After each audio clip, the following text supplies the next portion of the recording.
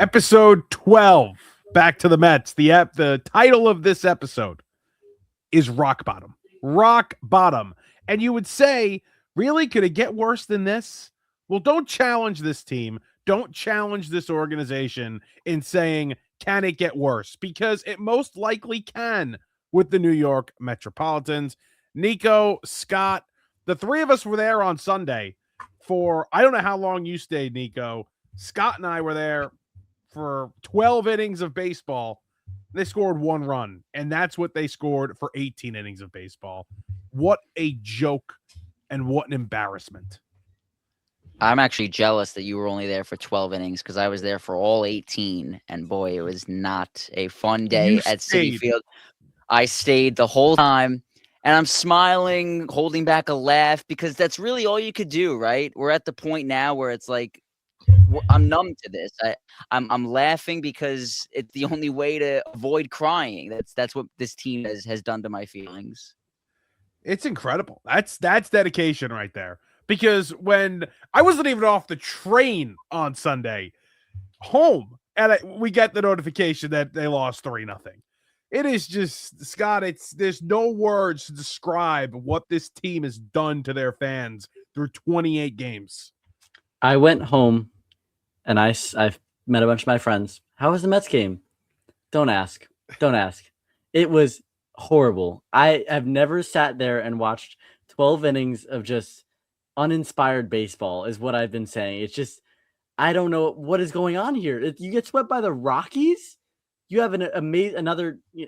McLean struggled a little bit towards the end, but I thought that was a pretty decent outing. And you have no run support whatsoever. We saw 1 run, and it was a Tyrone Taylor homer, and that was it. Load the bases twice, no one comes around. I don't get it. I really don't. That first game is killer with the bases loaded. We'll obviously get to all of it. There's a new face here. Austin Slater replaces Tommy Pham. So how much does that add? And I say that sarcastically.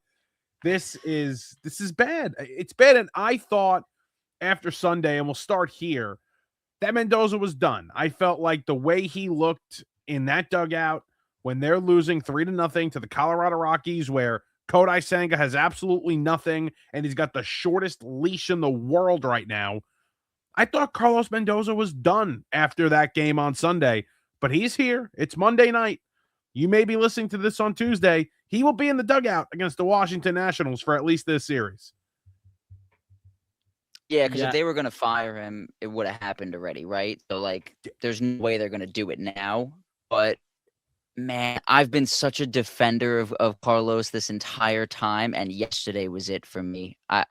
There's just nothing you can say that proves to me that he deserves to keep his job. So, like, and it's because of what everyone has said, right? Like, I still don't think it's Mendoza's fault, but someone has to go. How can you logically look your fan base in the face and say, yeah, we're just going to run it back with everybody the exact same, and don't tell me that because they changed Tommy Pham for Austin Slater, that's the big change that's the fix.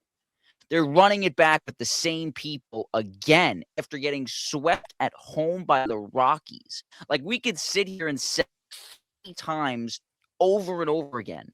They got swept at home by the Colorado Rockies. They got swept in a doubleheader. Do you know how hard it is to win 2 baseball games in the same day? And the Colorado Rockies walked into Citi Field and did it like it was nothing. Someone's got to go. And even if I think it should be David Stearns, they're not going to fire the GM in April. It doesn't do anything for the 2026 Mets. So it's not even May yet. Like, it's not even May. And these are the conversations that we are having right now. Yeah, I agree. It's not Mendoza's fault. All of it is not on Mendoza. And I can't say it enough.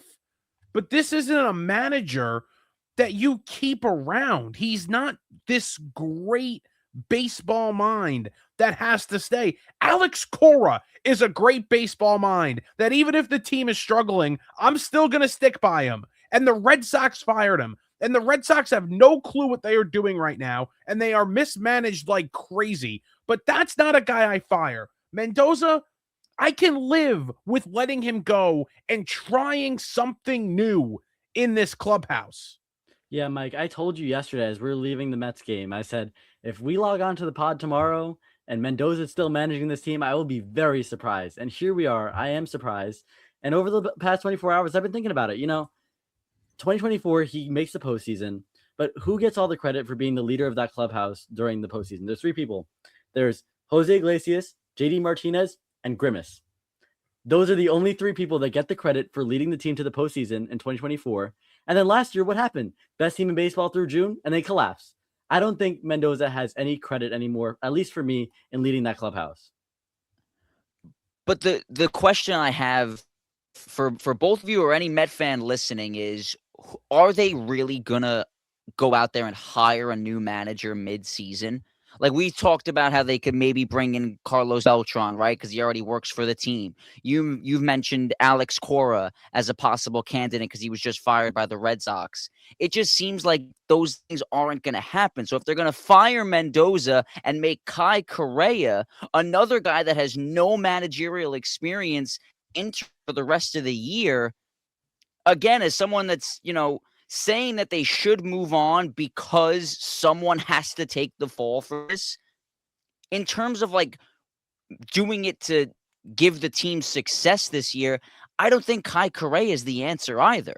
No, I don't think so either. And that's why I would make it Beltran. That's why if you wanted to go, his name's Andy Green, I think, in the front office. He's had experience and he managed the Padres at some point. You want to go there, fine. Or you want to hire Cora. I'm totally okay with that. Do I think it's probable that they hire Alex Cora? No, probably not. You know why? Because that would be the smart move. But they don't make smart moves anymore. They don't do the right thing. And I'll tell you what, and I had a friend bring this up a few hours ago, and I agree with him. I don't know how Steve Cohen is still sitting here right now with nobody's head on a platter and not hiring a guy that is considered one of the best managers in baseball and available at the moment. I think it's because he passed the keys David Stearns. Cohen is not making these decisions because there's no way that if Cohen was making the decisions, he would have let all of those homegrown fan favorites leave. He has totally given David Stearns the power to do whatever he thinks is the best way to build a successful baseball team. Because he had to know that by letting Pete Alonso, Edwin Diaz, and Brandon Nimmo walk, less people were going to be excited about the season. Less people were going to go to the ballpark. I talked about it Sunday. Last year, those games in April, they were weekday afternoon games. I'll never forget the Phillies game in April. It was getaway day. It was like a Wednesday afternoon. The place was packed. We were there Sunday, and there wasn't even 15,000 there, it felt like. Definitely the second game, because half the people that were there for game one before game two even started, there was no juice going into that game. So he had to know that it was going to hurt the fan base to let those guys walk, which means Steve Cohen's not making the decisions anymore. Well, it's double the pressure too, right? Because you're letting fan favorites go. You're letting players that these fans absolutely love and adore walk out the door, and now you have to replace those guys. So on top of winning, it also kind of brings up a fan commitment. I don't know how many times I said this yesterday, and I was talking to my dad. My dad's a Mets fan, but he's not a diehard Mets. He's a diehard Mets fan, but he doesn't know all the inner workings and this and that. And I said to him, there's nobody that you can love on this team, and it's tough for me to even say I love any of these guys. There's no connection to Jorge Polanco or Bo Bichette or Luis Robert and all the guys they've brought in this year. There was a connection with Edwin Diaz and Pete Alonso and Jeff McNeil and Brandon Nimmo. And listen, I understood the rationale behind letting those guys go. I got it. I was okay with it. As long as the moves that you made were going to work out and be beneficial to the organization. And so far, through 28 games, they have the worst OPS in baseball. They are last in runs. They are 27th in batting average, and they're 26th in home runs. And they're a completely unentertaining baseball team. Yeah, I mean, at least if they were, I said this to you guys yesterday when we met up, in between games and early in that second game. At least if they were losing game 7-6, it'd be fun, right? I mean, 1 run in 18 innings, it's unbelievable. And it's not like they're facing it wasn't Scooble followed by Skeens. Like, who the hell? Jose Quintana? We watched Jose Quintana pitch 2 years ago for the Mets. He was good. Don't get me wrong. I'll never forget game 3 of the Wild Card Series. Those 6 shutout innings, magical. But he's not a guy that should be shutting you down the way he did yesterday. Like, come on. Some of the relievers that the Rockies were bringing in had ERAs up above 5. And they were going 1, 2, 3 like it was nothing. Well, I looked They're at not even Scott. competitive at bats. I looked at Scott on Sunday and I said, Victor Vodnik's coming in. He's got a 7.59 ERA. How many pitches does he retire the side in order in? And my guess was 8. And, he ended up retiring the side in order. It wasn't 8, but, he retired the side in order. He lowered his ERA a full run on Sunday in that 9th inning. It felt like 8 pitches. It is beyond bad. And you guys let me know if I'm wrong here. Like, they're not going to be the worst team in baseball for the rest of the season. Like, I think that's a pretty fair thing to say at this point. But I just can't envision it turning around. And I'm not even going to say turning around enough to make the postseason. I can't envision this turning around enough for people to save their jobs. Well, problem is, what is the line of where they save their jobs? Like, if they are 500, is that worthy enough? I do see it where, like, listen, over the course of 130 games, they could go 70-60 and finish 81-81. I mean, I don't know if the exact math. There's probably not 130 games exactly, but you get what I'm saying. Like, it's possible to do that. Do they have to get back to 500 in order for guys to keep their jobs? I don't know what the line is there. I think Mendoza's done. I think no matter what here, and I would be shocked if he survived the next 2 weeks. But I think the conversation about Stearns is fascinating because I think, barring a 100-loss season, I think David Stearns keeps his job. With the uncertainties we talked about before we got on, with the uncertainties with the lockout, and just you have these players on 1-year contracts, 2-year contracts, and you have a budding farm system at the moment that he has built up. I think Cohen is going to just continue to trust this man. I don't know what he has on him, but I think barring like a 100-loss season, David Stearns is going to stay, and I don't agree with it. I would probably let him go. I would question and worry about who would be next to take over. And we can have that discussion at some point later in the year, because I don't think that name is out there right now. But I think he's going to stay. I think he's here for a little bit. The problem is that compared to the previous GMs that Cohen has hired, Stearns by far has the best track record, which I think is what, in at least Cohen's mind, allows him to give him the longest leash. So I do get it from Steve's perspective. In terms of that, I just don't understand how you could possibly look at this as anything less than a failure, or if they don't even finish 500. Like, if they finished 76-86, how is David Stearns supposed to walk back into Cohen's office and be like, don't worry, boss, I got it, everything's under control? It's clearly not. It's not. Scott, does he keep his job if they go 76-86? It's so hard to say that he will, but I do think he will at the end of the day. Based on what Nico said, just Cohen handing the keys over. Cohen knows that he doesn't have the baseball mind, and as you said, his track record, I think, is just it's too much to pass up. I also feel like if he did move on somewhere else to a smaller market team or wherever he would end up, maybe even the Braves, I don't know. But if he did end up there, I think he would build an empire, because that's just the Mets' luck. I think that's just how it would end up in the long run. Yeah, it probably would be the Braves. If the Braves needed a president, that would be the perfect spot. I just don't have this sense that he's going to be fired. I don't get it. I don't get it. And I don't know if that's the right call. I couldn't tell you. because you can tell what, like you mentioned, you guys said it. You guys said everything. David Stearns ran the offseason. It was completely his offseason. I think gun to his head, he would tell you, no, I don't want Juan Soto for 15 years at $765 million. I don't think that's a great baseball decision. But in that moment, in that offseason, it was Steve Cohen's offseason because it was the guy he had to have. That was his Picasso painting. He needed that. And bringing back Pete Alonso in that same offseason, that was Cohen. That doesn't happen without Cohen. And it was an opportunistic, very nice strategic move by both of them to bring him back for one more year, even at $30 million. It was perfectly fine. But it was Steve Cohen's offseason.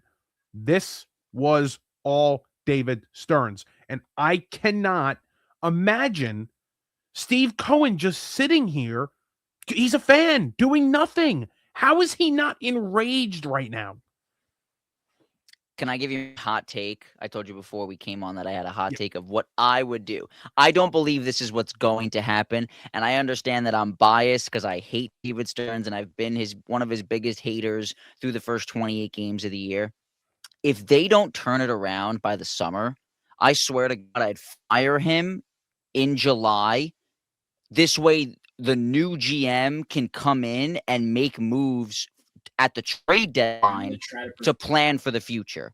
Because if you're going to let him continue to make these bad moves and only screw the future of the franchise even more, all that does is set them back even longer. At least now you would nip it in the bud and say, all right, I'm trading away Fred Peralta. I'm trading away Bo Bichette. I'm trading away David Peterson. I know Peterson has sucked, but he's a starting pitcher, and any playoff team is always looking for arms at the trade deadline.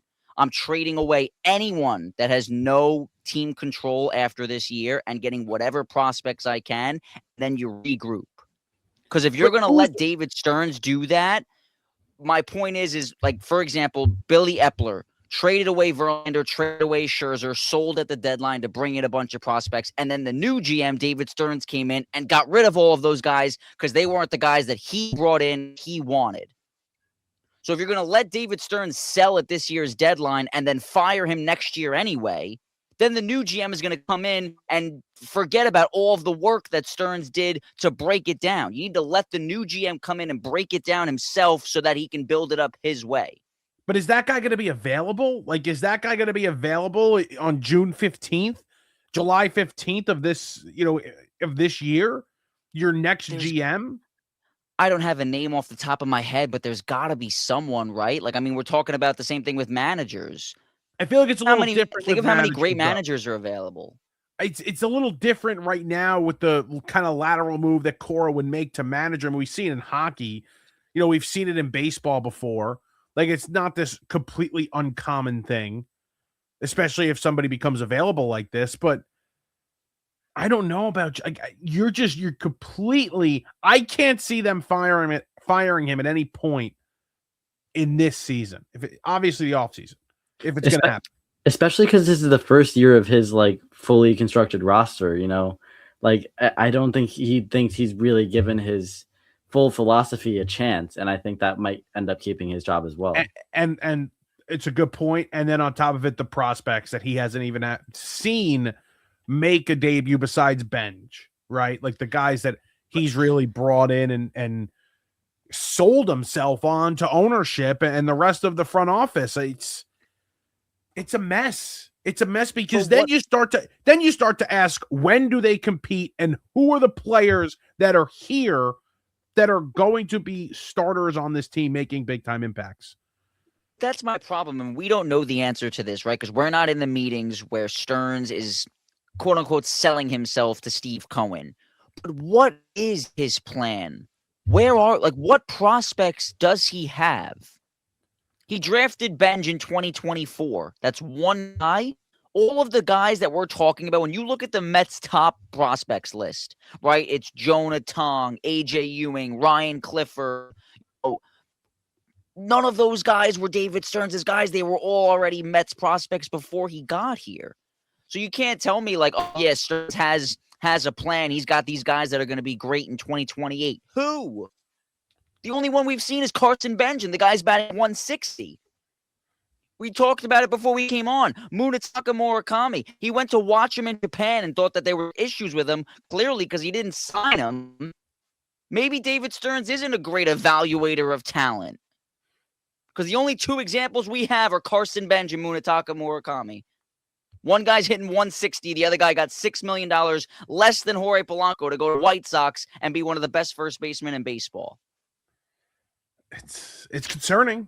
It's concerning. And I don't, I love the people that say, well, you can't use the philosophies that you used in Milwaukee here in New York. I don't agree with that. I think you can use both. I think you can mix both. I think it's fine to say, well, I'm going to use some of the philosophies that I've used in Milwaukee in developing pitchers and bringing pitchers in. And the same thing goes for hitters and being opportunistic while also having the ability to use Steve Cohen's wallet and spend on whatever you want. Now, he hasn't done it aggressively enough, I don't think. But I think both could work. If anything, I think he's done it too aggressively in terms of spending. Well, on who? He's overpaying guys that aren't, like, when you think of a team that has a $370 million payroll, you think of a roster or a lineup that looks like the Dodgers. Like, it's Shohei Ohtani, Kyle Tucker, Mookie Betts, Freddie Freeman, Teoscar Hernandez. That is a ridiculous top five. The Mets 3 is up there. Sure, you could say Lindor, Soto, Bichette, but who's the cleanup hitter for this team? Luis Robert? Like, Jorge Polanco and Marcus Semien are not worth 40, 45 million. Throw Robert in there too, because he's also making like 20 million. The 3 guys combined are making $65 million. That's not a good roster. Did you add Semien in there? Yeah, it's Semien, Polanco, and Robert. Okay. Making a combined like $65 million. You could have given that $60 million to better players, or at least then don't spend and tell us, hey, I know we have Steve Cohen and he loves to spend a lot of money. I just think that there's a better way to do this instead of just throwing money at overrated, aging players. Well, I think the problem is that. The problem is with Polanco and Bichette and Semien and Robert are different stories. But I think with those two specifically, you're paying for the convenience of them not being on your books for too long. And I think that he probably prioritizes that way too much. You should have financial flexibility throughout 5 to 10 years, but you should also kind of see and try and find a window and then say, okay, we're going to pounce. Even if this may be a bad contract in 5 years, I have Soto, Lindor, McClain, Freddie Peralta, you name it. These guys all in their prime, ready to go. Let's go win a World Series. And instead, he prioritized getting Brandon Nimmo's last 2 years off the books. He prioritized not wanting to pay Bo Bichette a long-term contract and not go in a different direction. So let's give him $42 million a year for 3 years. At least the Yankees, who are great right now, yeah, they might be in a difficult situation in 3 or 4 years, but they're pouncing on an opportunity with one of the greatest players of all time and trying to win a World Series. The Phillies did it for a little bit, and they're going to be in a bad spot too. But they have an opportunity. They have had opportunities. The Mets have a great farm system right now. They have the opportunity to pounce and give these long-term contracts out.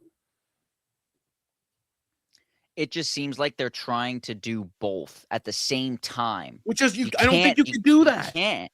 Right. Like they're going out and getting Freddie Peralta and giving away prospects. That's a win now move. They're going out and signing Bo Bichette, giving him $42 million to come here and hit third in the lineup and have a 300 average and drive in 100 runs. That's a win now move. Trading for Marcus Semien is not a win now move. That's a win in 2029 move. Mm-hmm. Because you're going to not have the Brandon Nimmo contract on the books by then. All they did was it's basically they took Brandon Nimmo and made him 3 years older. Because the Marcus Semien you're getting now, the Brandon Nimmo you'd be getting in 2028. That's not a win now move. You also have the money backing, and I don't want to argue this right now because I agreed. I actually agreed with the move. I was done with Nimmo. But you have this owner. If you don't like Brandon Nimmo in 4 years, just release him. Just eat the money. Just release him. The owner doesn't care. Now, let's go back to this. Your buddy brought up a good point. Was this a lockout kind of move? Was this preparing for the lockout? This move? I don't know. You can make the argument, yeah, like my buddy Joe, who I was at the game with on Sunday, you guys met him. He brought it up to me, and it was like, my biggest issue, we've talked about this so many times already, my biggest issue with this franchise is the lack of sustained success. And that's why I didn't like this offseason, because giving guys short-term deals is the opposite of building towards sustained success. Because if the guys are just going to be coming and going every 2 years, every year you go into, it's a crapshoot. You never know what it's going to look like. And this year proved it, right? We all went into the year with the expectation of not sure what it's going to look like, but hey, because we're Met fans and we always are overly optimistic, we'll go into the year excited, hoping that they can win 85, 90, maybe even 95 games. Because the guys that they got have shown that they could be good in the past, but we don't know yet if it's going to translate to New York. I don't want to go into every year having that as my process. I like the idea of knowing that my team is good and they prove it. So that's why I didn't like these moves. But maybe the reason was because he knew that there was going to be a lockout, so he didn't want to give anyone a long-term deal. I guess I can understand that. But if you knew that there was going to be a lockout and the plan was to worry about what's going to happen afterwards, then why even spend the money to try to win now? It just seemed like pointless. Like, I get it. I'm not saying they should throw in the towel and tank. Don't tank in baseball. That's not a thing, especially when, the Mets have no plans of doing a full rebuild the way these other teams like the Nationals are. But there was no point in bringing in Jorge Polanco and Luis Robert. Like, Luis Robert Jr. is a guy you bring in because you think that you can fix him. He's young. David Stearns looked at Luis Robert and said, I could fix him because I've seen him have success. You don't do that for 1 year. The plan for Robert was to make him good for the long haul. So the move just makes no sense. I just think they gave up nothing to get him, and you had a hole in center field, and he plays good defense, and if you can keep him healthy, maybe you get half of the production you got a few years ago. What other team operated like this? I'm trying to think back to if any teams operated this past offseason or 2 off seasons ago with the knowledge that there's most likely going to be a lockout and there's most likely going to be a salary cap. Did anybody operate like this? No, because David Stearns has to be different. He has to be smarter than everyone. He has to do the things that normally you wouldn't do. Everybody in the world right now is saying that the Mets should fire Carlos Mendoza. But guess who hasn't? David Stearns. I almost think, and again, there's no facts to this, and it's just me being biased again because I don't like the guy. I almost wonder if he's doing it on purpose just because he's trying to prove everyone wrong. Everyone out there thinks that Carlos Mendoza should be fired. Well, I'm smarter than everyone else. So if they think that, I'm going to do the opposite and keep him as the manager. Well, he stood in front of a microphone on Friday and said that he still thinks this team is good. And I think that they will turn it around. You can't possibly believe that. We could be here as fans hoping. That's what we're going to do, right? We're going to tune in. We're going to sit down in front of the TV on Tuesday night and watch Game 1 against the Nationals because we're psychotic, diehard fans who have no self-control. But you as the GM cannot logically tell me that because I don't even think that as the delusional fan. I do not think that this team is going anywhere. But he's going to stand in front of the microphone and tell me that they are. Stop it. I think it's kind of hypocritical. Merlo and I were talking about it yesterday. The Mets got rid of Buck Showalter so that Stearns could have his guy in the manager's chair. And I think that's what's keeping Stearns from firing Mendoza, is that this is his guy. He chose Mendoza, overpaying, the guys like Craig Counsell, guys like, there was a wide open managerial pull that offseason, and he went with Mendoza. And I think it's very hypocritical of him because we've seen how easy it is for him to get rid of guys that are not his. We've seen him get rid of Nimmo. We've seen him get rid of Alonso. And it seems very hypocritical to me how he's treating like his guys versus other people's guys. Yeah, because Mendoza was his handpicked manager, because I think, and when we talked about it, and it was a topic I remember when they brought Stearns in. I remember I was on campus at Hofstra when I got the notification that he was finally a Met, that after 2 years of waiting, Steve Cohen got his guy. And immediately I thought, this means Counsell's going to come with him, because Counsell was going to leave and Counsell was going to follow David Stearns to New York. And remember, they didn't want to pay for Craig Counsell. It was going to cost a lot more than Mendoza did, and he was kind of hardballing them with the money, and he's a Midwest guy, and maybe he would have never came. But I think if they offered the right contract, he probably gets on a plane and goes to New York. But they didn't do it. They didn't want to be used, and they went with Mendoza instead. I wonder if these issues come up again during his next managerial search, or if there even is a search and it's just Cora. I wonder if you have an issue with trying to bring Alex Cora in, if they're trying to work on it as we speak. Who the hell knows? Look at Devin Williams' example. And Mike, I know that you were very high on him coming into the year. And listen, I thought that Sean Manaea was going to be the third guy in the rotation. He didn't need 5-man rotation. So I'm not hating on you for saying that you thought he was going to be good. But everybody knew that he was horrible as a Yankee. I don't even know if another team was in the bidding for Devin Williams. Usually the guy signs, you'll get reports later on oh, this team offered that and they were close, they were negotiating. I never heard one thing of another team talking to Devin Williams in the offseason. But David Stearns looked and said, that guy was awesome for me in Milwaukee. I know he can be good because I saw it and he did it for me. So I'm going to bring him in to New York to be a Met. $45 million. Here you go. No one else wanted him except David Stearns because he believed that he was good based on what he saw 3 years ago in Milwaukee.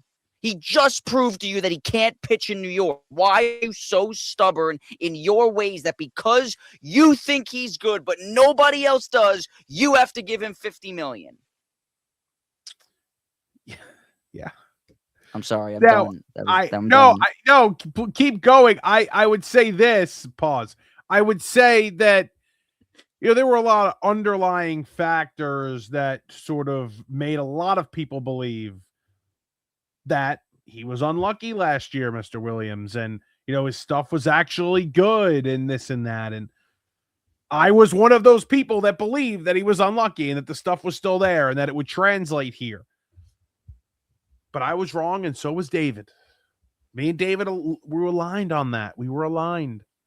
But I think the other world we would have lived in with Edwin Diaz would have been a lot worse, because I actually think Diaz is done. I think he's cooked. I think his arm's cooked. His career? Yeah, I would be surprised if he ever got back to the level that he was even in 2025. Could he be a serviceable mid-level closer, high-end setup man? Maybe. But I think he's probably done. I mean, we don't know the severity of injury, right? They say he's going to be out 3 months. He's getting surgery. I don't know how pitchers normally come back from that type of injury. He's not old. I mean, he's not young. I mean, how old is he? Let me look right now. I kind of think it's just the Dodgers phantom IL-ing him. What they always do, especially with their pitchers. No, but he's out 3 months.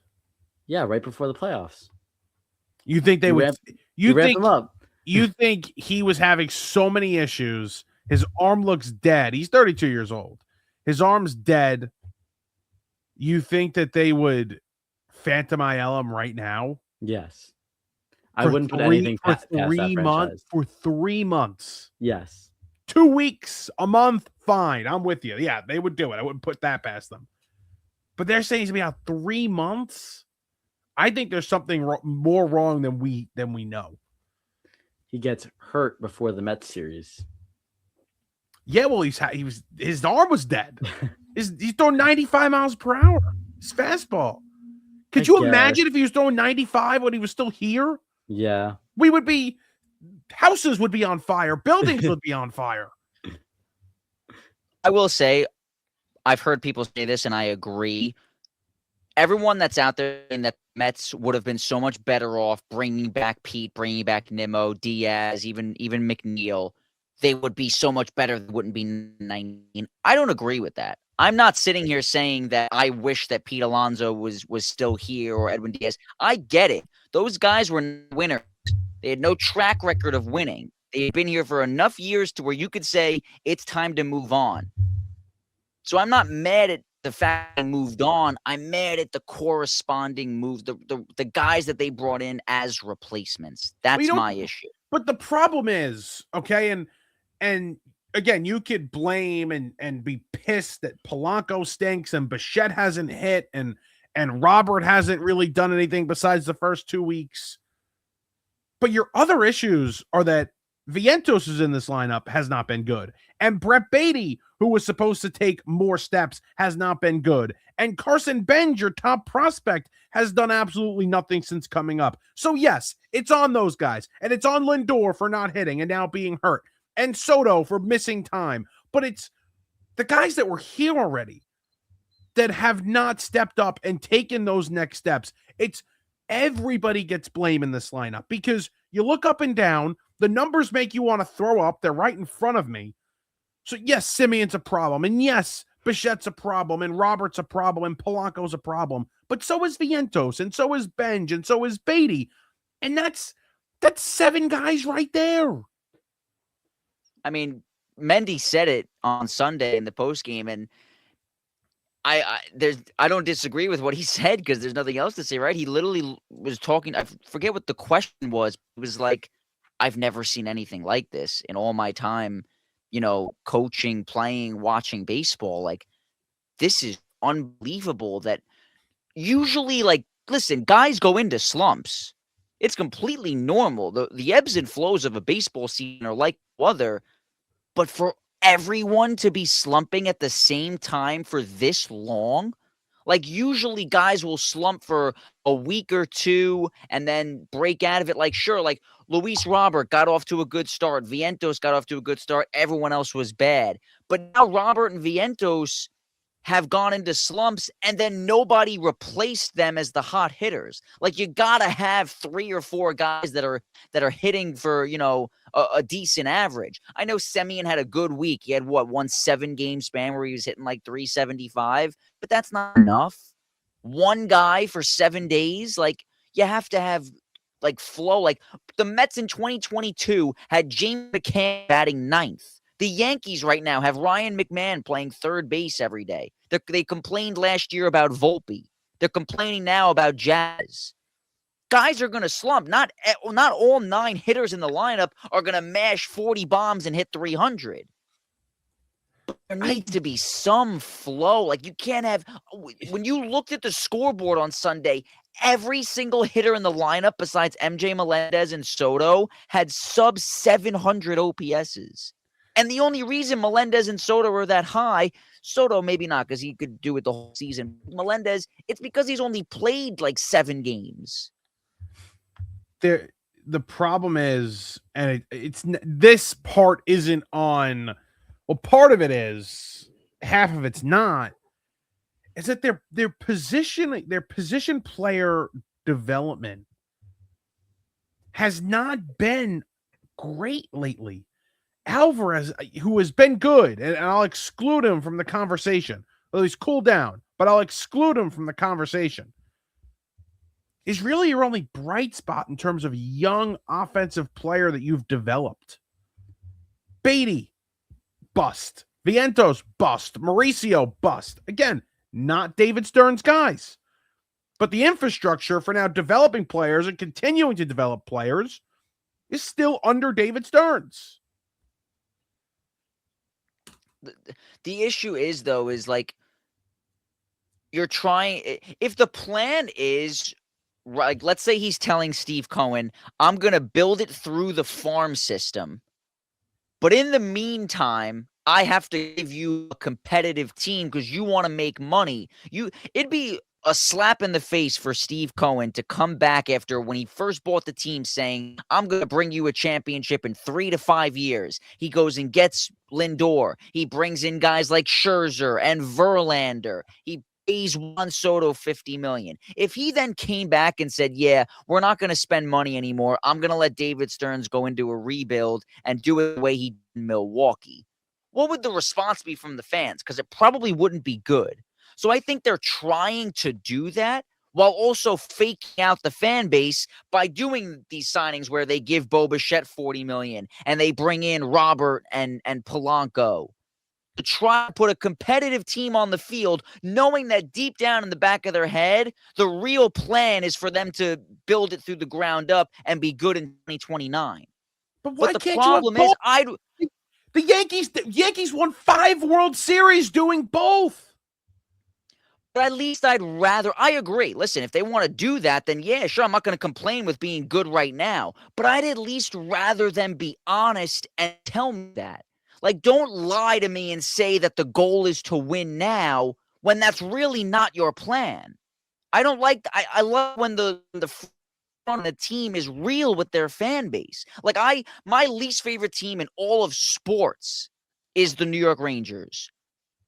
And we laughed at it as Islander fans. But when Chris Drury puts out the letter and says, hey, listen, we're going to trade these guys. We're going to go and do a little bit of a retool here. I promise everything's under control. We'll be back soon. I at least respect that. He's being real with them, like saying, like, listen, we have a plan. Granted, I don't think they did a great job with that plan because only trading Panarin isn't enough to start a whole retool. Besides the point, I digress.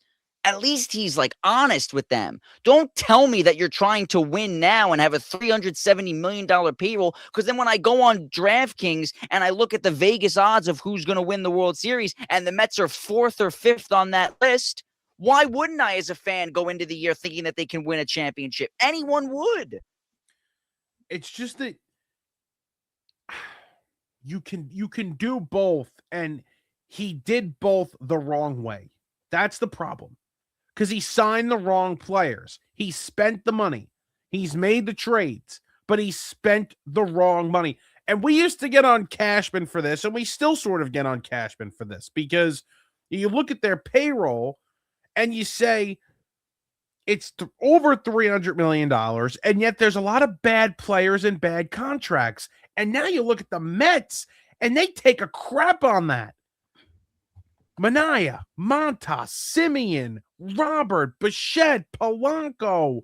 I mean, the list goes on with the bad contracts that they currently have on this roster right now. They just mismanaged and misconstructed this franchise this year, this baseball team this year. Listen, maybe the plan all along was, like we said before, that it was just a give it a shot for 1 year, knowing that there's going to be the lockout coming, and then none of these guys will be here in 2028 anyway, so we'll regroup after the lockout and start all over.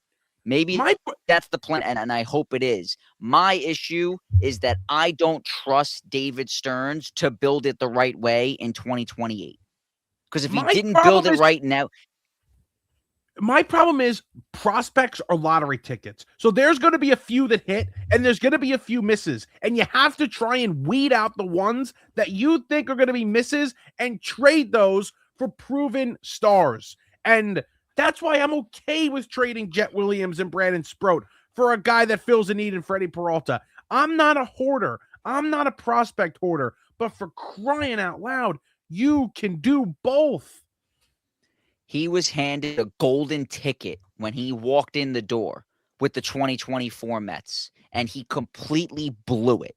So how am I supposed to look at a GM that was handed a golden ticket, had a great opportunity, it was all right in front of him after what happened in 2024, and he completely destroyed it in less than 2 years? How do I look that GM and now say, yeah, I believe that he's going to be able to build it from the ground up? He couldn't even build it from the 15th floor to the penthouse. How am I supposed to think that he's going to get from the first floor all the way to the penthouse? I'm going to push back on you. I don't think it was a golden ticket that he walked into in 2024. Think about the guy. Think about the expiring contracts on that team. Think about the crazy runs, the Linsanity runs that team had. Iglesias, Vientos now it's Linsanity run. Martinez was a leader here. Manaea, Severino, Quintana gave you a really good season. Like, there were so many things on that team that you knew was not going to be sustainable even into 2025. Let me ask you this. If he makes better moves last year, tell me that they don't definitely make the playoffs and maybe go on a run. Frankie Montas, horrible decision. The whole rotation, the only good signing he made was Clay Holmes. And then when you look at the trade deadline, his acquisitions were Cedric Mullins, Tyler Rogers, and Ryan Helsley. If he gets better guys at the deadline and builds a better rotation the offseason, you can't tell me that team in 2025 wasn't good enough to win a championship, because they just almost did it in 2024. He had a big head of Juan Soto. He had a big head with the rotation. I'm not going to push back on you there. 2025 could have been a lot more. I don't think they were going to win the World Series, but it could have been a lot better if you built a better rotation. I'm not going to push back on you there, but I just think we'll always look back at 2024. At least I will. And I'm not saying like, damn, I wish they did, because at the time I really didn't think of it. I didn't even believe it until the day he signed, talking about Juan Soto. Like, until he actually was met, I did not think that Juan Soto was coming to Queens. But I just wonder if they would have traded for him instead of the Yankees trading for him in 2024. Is that what they were missing from being able to beat the Dodgers? That was never, like, probably, but it was never happening. Like, they put up a better fight against the Dodgers than the Yankees did with Juan Soto. So if you take Juan Soto off the Yankees and put him on the Mets, you can't say like, oh, well, he didn't do it with the Yankees, so he wouldn't have been able to do the Mets. The Mets actually did better against the Dodgers than the Yankees did. They won 2 games in that series. No, because the pitching was the biggest issue in that series. The pitching just went to crap. Maybe if they had Tariq Skubal, then like maybe. But the pitching and the bullpen was the biggest issue. So I would push back and say no. They were just in no position. I mean, we were jumping for joy when they signed JD Martinez in February that offseason. So like that was being a good signing. It ended up working out fine, but it was never going to happen. I don't even want to get to anything. I'll ask you both this. I'm going to say something crazy. I think Kodai Senga has started his last game for the New York Mets. It better have been. I do not want to see him pitch or at least start another game for the Mets, because it's impossible. This guy was a finalist at least. I don't remember if he was the runner-up for Rookie of the Year in 2023. And he was even good last year to start the year and before the injury. He has completely hit a wall I've never seen before in such a short amount of time. Like, it's unbelievable what he's done in comparison to how he was to how bad he is now. He can't even get through the 3rd inning. Like, we complain about David Peterson. At least Peterson gives you 5. This guy, Kodai, can't even get through the 3rd. I mean, what? Yeah, I mean, please get off my team. I think he started his last game. I think he's going to start to come out of the bullpen. But as far as that wall comes around, I feel like it's a combination of his age. He's 33 years old now. His rookie season was 30 years old. So that's kind of overlooked a bit. And also, I think hitters are starting to adjust to his pitching. He's got a unique pitching style. But after a few years and a lot of at-bats against, actual major league hitting, it's tough to keep dominating like that. he's useless out of the bullpen. And I think Ron actually said it after the game yesterday, or after he came out yesterday, and it's tough to say. I mean, for Ronnie to say that's a lot. He's useless out of the pen. You can't. I think he's not. I think they just DFA him. I think you just DFA him at this point. Seriously, as crazy as that sounds, I'm so done. Just get him out. Just no more. This was interesting, guys. I don't even want to talk about Austin Slater because I don't even care. I don't even care. Whatever. I just hated the Tommy Pham move so much that I'm so happy that he's gone. So I don't even like Austin Slater necessarily. It's just knowing that it means that Tommy Pham is gone. I'm okay with it. That was bad. He didn't have a hit in how many games did he play in or whatever it was? We'll never forget the walk against the Twins that set up the Bo Bichette 3-run double. If they make the playoffs by one game, always have that from Tommy Pham. It actually was a pretty big walk. Guys, anything else before we get out of here? We'll be back after the National Series at some point. Scott, any closing words here? I got nothing. Just win a game in the National Series. That's all. One game is the bar now. I was gonna say I got all that out of my system, and now, like I said before, I'll be right in front of the TV Tuesday night, ready to watch the National Series. And what's sad, it's so sad, but I already know myself. Gonna win the series. I'm gonna say, oh, all right. Well, now they get to play the Angels and the Rockies the next 6 games, who both suck. Then they'll play the Diamondbacks, who they always do well against. There's no way they lose another series to the Rockies, right? So that's a series win. I'm going to convince myself that they'll find a way to get back in it. So sweep the Nationals, and then we can have sweep the Nationals, and we can have that conversation. Sweep them, and we can have that conversation. You guys are very optimistic. Sure. We'll see what happens. We'll be back after the National Series. Check us out, obviously, Apple Podcasts, Spotify. If you're watching on YouTube, this is on YouTube. If you're not watching on YouTube, check us out on YouTube, BTO Media, Instagram, TikTok, YouTube Shorts. We love the YouTube Shorts. Check us out for the short form content, on those sites. Talk to you guys after the National Series. Hopefully, it's a sweep.